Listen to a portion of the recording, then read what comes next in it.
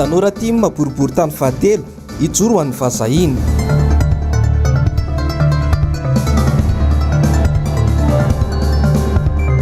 Fidangany vidim-piainana aiza ny mpiarony zo mpanjifa.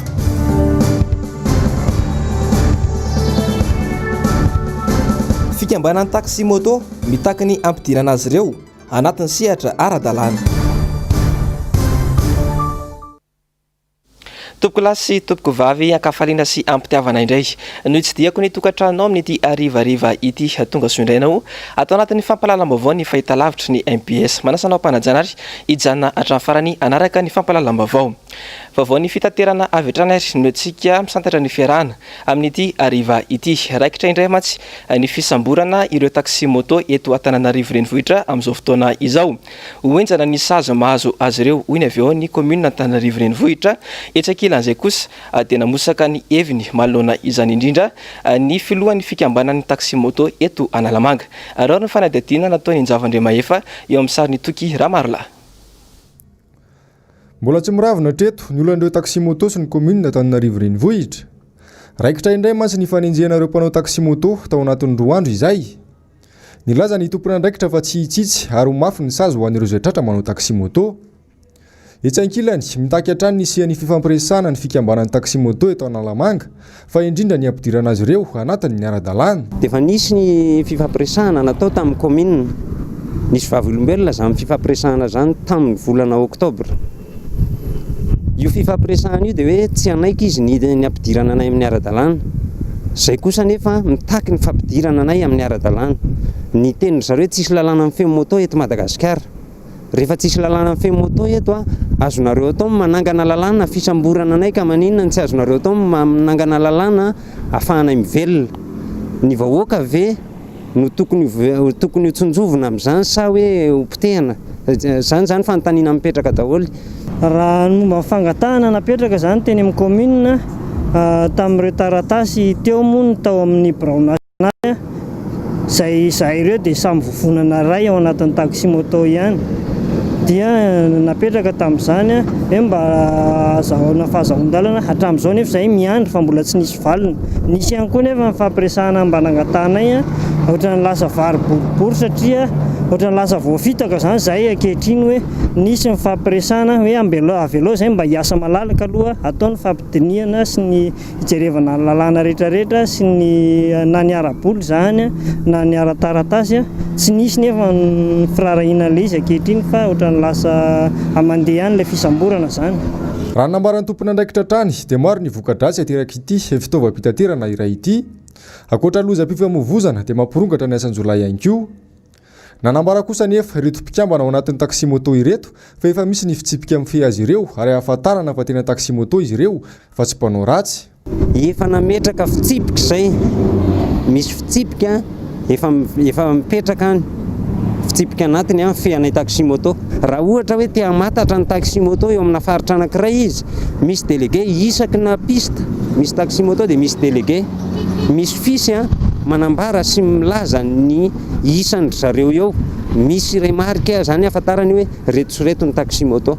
Tao anatin'ny fihibohana no nampirongatra ity asa ity noho ny tsy fisihana asa ka manodidina ny 504 eo ireo mpanao taxi moto eto andrenivohitra amin'izao. Ary saika mivelona amin'io asa io avokoa ny ankamaroan'izy ireo raha ny fanazavana hatrany. Vaovao sosialy izay hatrany dia mitohy hatrany ihany koa ny asa fampandrosoana ao amin'ny commune Ambohitrimanjaka. Androany dia niroso tamin'ny fanarenana sy fanamboarana ireo lalana simba tao an-toerana ny bentanàna sy ny mpiara-miasa aminy. Tena toerana nanao ny fanadihadiana ny namana mpanao gazety Javandriamaefa sy Toky Ramarola.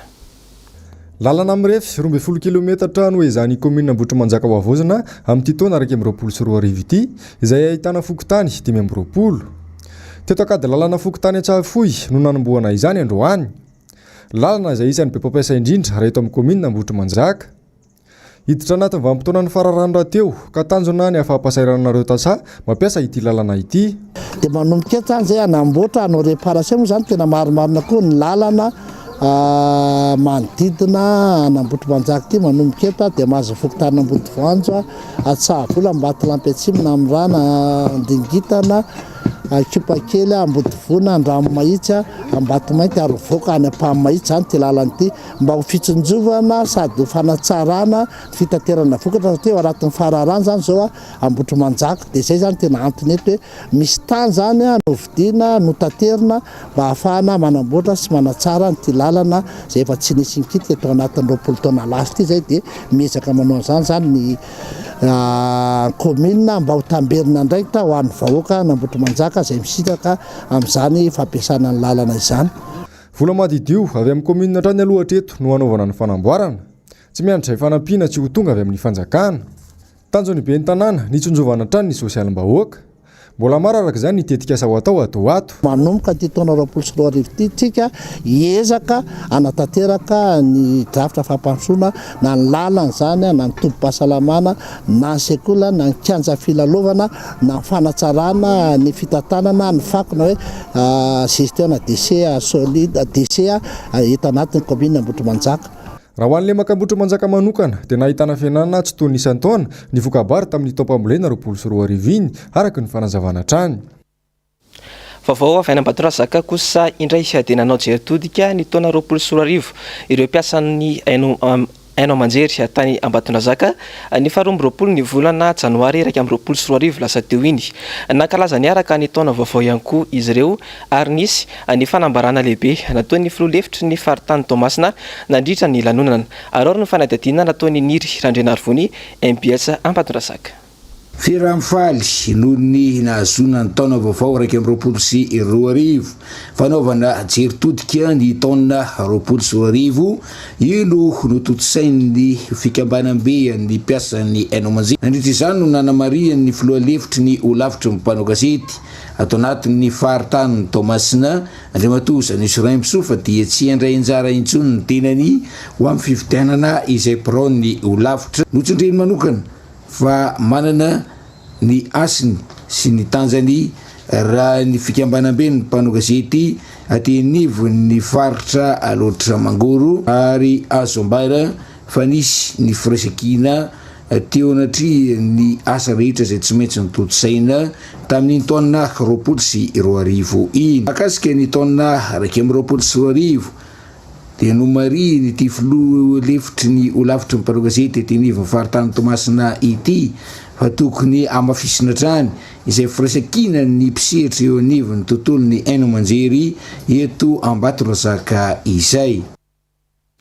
Vaovao malaza maneran-tany kosa no etsika maneho ny fiarahana amin'ity ariva ity samy manana ny fepetra raisiny ny firenena tsirairay maneran-tany malona indrindra ny fahitana indray ny fiverenana ny valan'aretina coronavirus maneran-tany ny mikasika any Chine manokana no ndeha araitsika atao anatin'ity fanadihadiana nataony namana mpanao gazety Nambintsoa Vitrisitraka ity. Heritaona katroka taorian'ny trangana valan'aretina coronavirus tany Wuhan ny ena tanteraka ny tranga hita tany Chine ary tsy misy mihitsy azy izany amin'izao raha ny fampitam-baovao. Anakatona tanteraka ny sistany ny Chine ary ametraka fepetra enjana indrindra manoloana ny fandrenesana ny fiakaran'ny tranga manerana ireo firenena samihafa.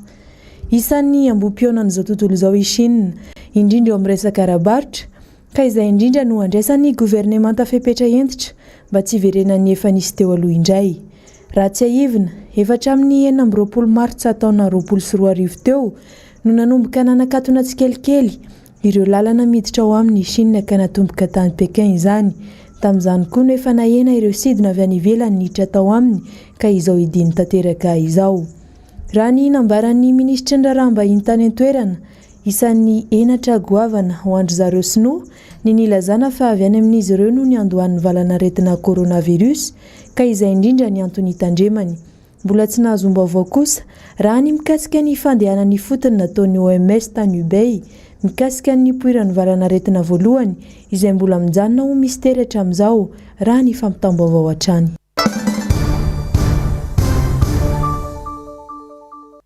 Ny vaovaon'ny politika kosa indray dia nototosaina androany teny amin'ny QGPLR teny Ampandrana izany ny fifampiarabana natratry ny taona vaovao sy fanomezana toromarika vaovao ho an'ny tanora tima ao amin'ny boribory talo fahatelo. Tonga maro moa ireo mpikatroka nanatrika ity fotoan-dehibe ity ary ao ny fanadihadiana entin'ny Germain Menjanary teo amin'ny sarin'ny tahirinaina Ranarynirina. Taona fasahiny hoan'ny antokotiky Madagasikara ity taona ity. Fanambarana izay nataon'ny filoha Marc Ravalomanana izany. Nandritra ny fampiarabanana tratra ny taona vaovao teny Faravohitra ny fiandohany ity volana ity. Amin'izao dia ao anatin'ny famondronana ny herin'indray ny antoko ka isan'ny tsy diso anjara amin'izany ny tanora toky Madagasikara ao amin'ny boriboritany fahatelo. Tsy fifampiarabanana tratra ny taona vaovao ho an'ny mpikambana tranainy sy ny vaovao ihany fa famondronana ireo tanora ny tena tanjony ary famelabelarana ny tanjony antoko eto amin'ny firenena. Tsy hoe hijanona fotsiny amin'ny resaka hoe fifarabana fa isy ny activité zay zany mba hoe mampiray an'ilay tanora dia asiana ny activité zany a ohatra hoe anao fifaninanana ara-panatanjahantena ohatra dia amin'izay zany a ny anton'izay a amin'izay hoe mba samy mifafankalala zany le tanora satria ireo tanora ireo a dia mifangaro a zany hoe misy fokotany zany hoe ohatra misy fokotany ray misy tanora dia misy fokotany ray misy tanora dia mba asiany fifankalalana amin'ireo tanora ireo dia ho asiana ny activité maro isan-karazany raha ny isy dia eo amin'ny 200 isy eo. Zay zany no manana dossier zany hoe atota taratasy eo aminay. Fomba fidirana tanora team eto anivon'ny boriboritany fahatelo dia misy ny ataoko hoe taratasy fenona zany misy fiche dia zay no fenona zareo ohatra ny resaka fiche d'adhésion ihany izy io. Santatra Ambavarano ny tao amin'ny boriboritany fahatelo teny amin'ny QG Belera androany ity fa itoy amin'ireo boriboritany 5 eto Andrenivohitra izany raha ny fanazavana. Ao anatin'ny famoazana ireo tanora tiako Madagasikara satria araky ny ambeteny filoha-mpanorona zany atoko zany dia taona ny fahasahiana sy fahavononana ity taona ity indrindra ho an'ny tanora ary izay no mahatonga an'izao fihaonana fiarabana tratrany taona fa famezan-tanana koa ho an'ny tanora satria teto amin'ny 3e arrondissement zao dia nisy ny fijerevana manokana ireo tanora ireo mahakasika ny projet izay azo pahitanana mivokany satria ny nazy voalohany teto zao dia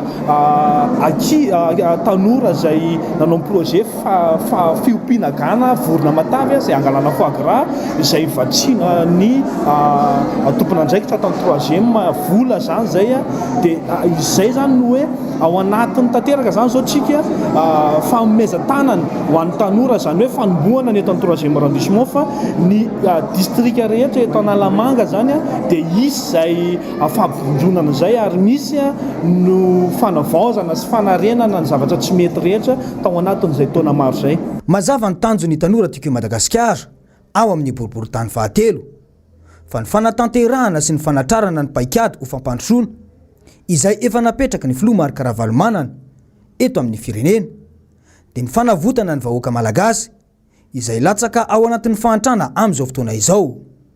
Rosondia ho an'ny tanora tim ao amin'ny boriboritany fahatelo. Eo amin'izay lafim-baovao izay hatrany dia notanterahana androany ihany koa ny fihaonana teo amin'ny pikatroka ny antoko tim tao avaradrano tao. Ho fihaonana sy fiarabana noho ny taona vaovao moa no antony ity fihaonana androany ity. Niatrika izany indrindra moa ny namana mpanao gazety Janoary sy Tahirinena Ranarinirina. Fety rososina no nitanterahany pikatroka tiako Madagasikara ao amin'ny KAOMININA Sabotsy namehana androany. Eo ny fifidianana ireo izay andrafitra ny vaovao fa teo ihany koa ny fampiarabanana tratra ny taona vaovao 2024 ity. Niatrika ny fotoana nandritra izany ny solombavam-bahoaka voafito amin'ity distrika ity Jery Randriambolaina nafonja ny afatra ho an'ny pikatroka tim napetrany teto dia ny afatry ny filoha Marc Ravalomanana izay filohan'ny antoko dia ny fahasahiana ho an'ny antoko amin'ity taona ity. Tonga maro ireo mpifidy isa-pokotany nanatanteraka ny adidiny ho an'ny antoko tim. Antoko tim matanjaka eto Madagasikara trano no tanjona hoy ny solombavam-bahoaka. Izy nialana tamin'ilay resaka parasutage mihitsy dia ireo vahoaka teny fotony teny amin'ny fokotany mihitsy zany no nomena sehatra ary ny taniny izy ireny hoe amin'izao ny fotoana fa miomaninareo dia zay olona tianareo fidina na olona tianareo atolotra dia reny atolotra reny fidina dia tena tanteraka soma tsara ary tsy nisy nanareo mpanao gazety aga dia naisa fa tsy nisy ny atao hoe fimenimenena na fanakianana na dia kely fotsiny ary a tamin'ity fotoanan'io ty fa dia tena tanteraka soma tsara ary zavatra nafinaritra hoy ateo ary na isorako manokana ny vahoaka ny Sabotsinamena mihitsy fa tena modely le Sabotsinamena amin'ny fanajana izay rafitra anatin'ny atokotika Madagasikara zay ary zay tena zana tokony ho izy rehefa tena apetraka ao le fatokisana amin'le vahoaka dia mampiseho an'izay hoe fahavononana izy fitiavany an'le atoko zay izy zareo fifandraisana komity hatramin'izay ary indrindra hatramin'izao tona resantsika zao dia tena mahafinaritra ny fifandraisana ary ny vahoaka navaka-drano ateo endry tena mametraka an'izay atao hoe ambaratonga ny rafitra zay misy ao anatin'ny atoko zay ny mpikambana rehetrarehetra zany na amin'ny komitima na ny fokotima na ny distima koa anatin'izay zavatra rehetrarehetra zay zany. Voafidy ompitarika ny komitima eto Sabotsinamehany Andriamatorivo Harvelo Ramanantsoa nafonja ny afany ho an'ny mpikambana dia ny miasa mafy sy miasa tsara satria ny tonga miaraka ny fanombohana ary ny miasa miaraka ny fahombiazana. Fa raha vonina tokoa isika mitovy ny fomba fijery hoe tena hijery marina ny tiako Madagasikara aloha dia Madagasikara ny resantsika zany hoe manana fomba fijery lavitra isika fa tsy hijery fotsiny hoe eto amin'ny commune fa mahakomitimmatsika dia tsika no anao fitaratra ho an'ny commune eto manodidina sy amin'ny timma rehetra manderina Madagasikara ka raha vonina ny fametanantsika dia manao fanamby fa ny komitima eto Sabotsinamehana dia tsy ho latsa-danja amin'ny rehetra. Eto am-piandohana dia tiaka konkoa no miteny ny teny izay nilazain'Andriamatoa solombavam-bahoaka teo hoe tokony hitovy ny fomba fijerintsika tanjona ray ny tratrarintsika. Eto ihany koa dia manaratra kely sahady mampita aminareo isam-pokotany ny fokotima fa malalaka be ireo borao ireo azy fampiresahany ireo ary ampandrosoantsika aingana rehefa vita ny fivoriana izay tsy maintsy ho ataonay dia ampifaninana anareo fokotany izay amin'ny asa dia hitantsika hoe iza marina ny fokotany tena mazoto miasa miara-mandroso amin'ny komitima zany hoe ny fokotany rehetra 17 zany dia hiara-iasa daholo fa tsy isy tsony hoe fokotany mipetrapetraka fa hiasitsika ary asehontsika eto varadrano fa misy ary tena vonina ny komitima. Etsika tafiditra ao anatin'ny fameloma-maso ny antoko ity natao teto Sabotsinamehana androany ity. Nasehon'ireo mpikambana izay solitena eny anivon'ny fokotany androany fa mijoro hatrany ny tim ho an'ny firenena sy ny tanindrazana. Famalona indrindra ny toedra raha misy sy ny fiainam-pirenena amin'izao fotoana izao dia nitondra ny fomba fijery ny androany ny be ny tanàna iray izay voafidy tamin'ny anarany antokotima ary ny fanadihadiana entin'ny zavandremahefa teo amin'ny sariny toky Ramarola. Firenena faharoa mantra indrindra-tany Madagasikara miamiko roso fahanatrany ny fiainan'ny ankamaroan'ny vahoaka malagasy mipotra avokoa ny olana ara-tsosialy samihafa raha tsy ilaza afa-tsy ny fiakaran'ny vidim-piainana izay mampikilay ny ankamaroan'ny vahoaka ny tsy fisindrano sy ny fahatapahan-jiro matetika miantoka betsaka amin'ireny nefa ny fiainan'ny vahoaka ny fotony moa ve manana drafitra matipaika hamahana ireny olana ara-tsosialy ireny ny fanjakana. Ny raha hoe tena fandiniako ny fampampifaneta Madagasikara aloha zany na ny kabary na fampanantenana toan'ny mpitondra aloha artseto na mitondra matiambara tonga ambany aty na any amin'ny faratampony any amin'ny filoham-pirenena dia fampahansoana ho an'ny olona tena efa manan-karena ohatra ny olona any États-Unis any zany fieritreretaka ny kabary sy isan-karazany ireny ny TGV sisa fa raha tena hoe malagasy raha jerenao malagasy fampiainan'ny malagasy tsy tokony ireny aloha ny lara-pamena ndresaka raha mijery mivoaka malagasy ianao tena mifanohatra za aloha tena mahita an'izany hoe ny TGV ny building ny kianja manara-penitra tsy ratsy zany tena tsy ratsy zany aloha fa raha mijery ny situation malagasy zany tsika ho aloha hatreto dia tena hoe ahoana inona ny hohaniny inona ny tafiny ahoana ny fivelomana ny asa very be da be ahoana tokony atao amin'ity resaka Covid-19 ity zany aloha tokony indriantsika. Ezaka zany fanjakana ny fananganana foto-drafitrasa maro isan-karazany moa ve mahavany olana vahoaka ny fotony ny fanaovana azy ireny. Fa momba ny fidangan'ny vidim-piainana sy ny tsy fandraisana andraikitra ataon'ny mpitondra fanjakana amin'ny ankapobeny momba ny sosialim-bahoaka dia nafonja ny afatra ho an'ny mpiariny zonim-panjifa avy amin'ny solombavam-bahoaka ao Atsimondrano ao androany arory ny fanadihadiana entin'ny Janoary Janoary teo amin'ny sariny Manora Andriamalala. Tsy tsy mitsahatra mitontongana ny fiainan'ny vahoaka malagasy, sahirana tanteraka ny isa-tokantrano, mena ny vola miditra, ny vidim-bary miakatra, ny karama tsy misy noho ny krizy, manampitrotraka ny fidangan'ny vidin-jiro izay tapaka lava nefa isan'andro. Eo ihany koa ny tsy fisian'ny rano izay andaniana fotoana manokana ny fiandrasana azy. Tsy hita izay tena vahaolana matotra avy amin'ny fitondram-panjakana. Ny vidim-bary no miakatra dia ny fanamboarana kapoaka manara-penitra no mba vahaolana omen'ny mpitondra. Aiza ny mpiaro-ny jon'ny mpanjifa? Io maraina io zao ny tenako dia nitsidika mihitsy ny tsena izay mivarotra vary fa tafakatra hatrany amin'ny 500 sy 700 ariary ny kapoaka amin'ny vary izay atao hoe mba tsaratsara sy sahaza ho an'ny vahoaka malagasy. Tonga eny am-pelantanan'ny isa-tokantrano koa amin'izao fotoana izao ny fakturany jirama izay hita fa misy ny fiakarany zany koa, misy avo roa eny, ny avo telo eny ny sasany izay mampametra-panontaniana amin'izao fotoana hoe nakaiza ilay mpiaro-ny zon'ny mpanjifa izay atao hoe mitondra ny fanakanana sy mitondra ny sosikevitra mba iarovana ny vahoaka malagasy amin'izany fiakarany vidim-piainana izany. Fa atao gaga zahay ankehitriny tsy andrenesam-peo zany tompona andraikitra zany. Inona no zava-miafina ao anatin'izay fahanginan'izay? Koa miantso zany amin'izao fotoana izao ny mba hijorono ny ao anatin'ny mpiaro-ny zon'ny mpanjifa mba aneho ny hevitra. Tsara ny manamarika fa efa nisy ny fanapahan-kevitry ny fitondram-panjakana dia amin'ny famerana ireo vidim-bary 500 sy 500 ariary ny volana desambra iny. Tsy voatazona izany hatramin'izao. Tsy mitsahatra miakatra ny vidim-bary, eny fa hatramin'ny atody aza.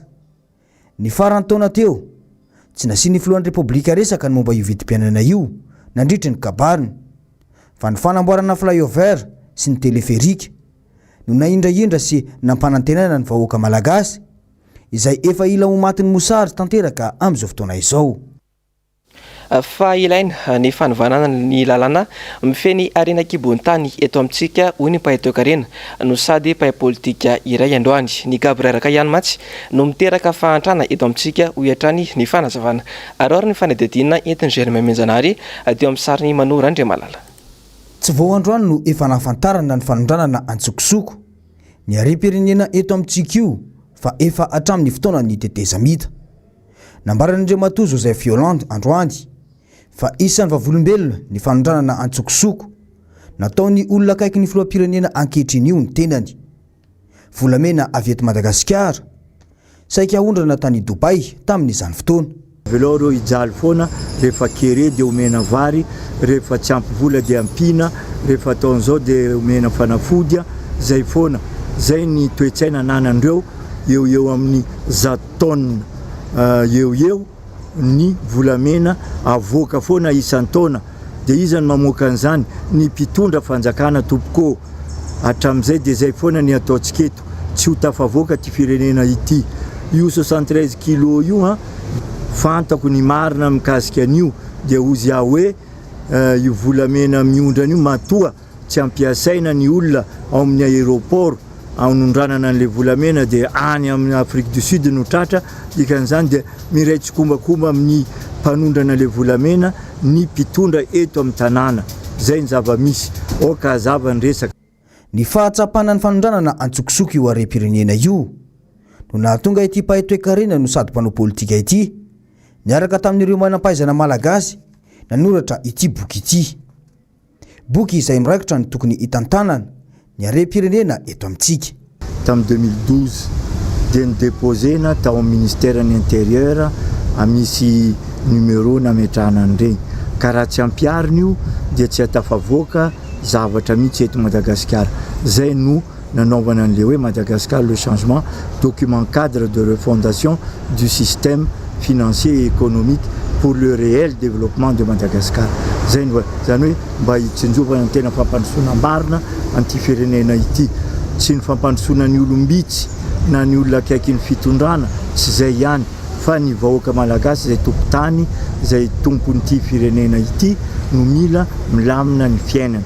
Nanamafy moa ity mpahay-toekarena no sady mpanao politika ity fa tsy mendrika ny vahoaka malagasy i Madagasikara amin'izao fotoana izao. Firenena fahafito amin'ny manan-karena ambonin'ny tany sy andranomasina maneran-tany kanefa dia firenena faharoa amin'ny mahandra indrindra. Isy ny fiainan'ireo izay nandrafitra ny boky ho atao atoato raha ny nambarany satria tsy azo ekena intsony ny fanaovan'ny mpitondra ampimambany arem-pirenena kanefa ny vahoaka madinika mahantra sy divitry ny fahasahiranana. Dia fanadidinina koa ry tompoko lasy sy tompoko vavy netiko manakatona ny fampalalam-baovao amin'ity androany ity isoraka ianao nanaraka izany hatramin'ny farany isorana ihany koa ny mpanao gazety sy ny teknisiana niara-nisalahy nanantotosa izao fampalalam-baovao izao. Samy io samy tsara ry tompoko lasy sy tompoko vavy.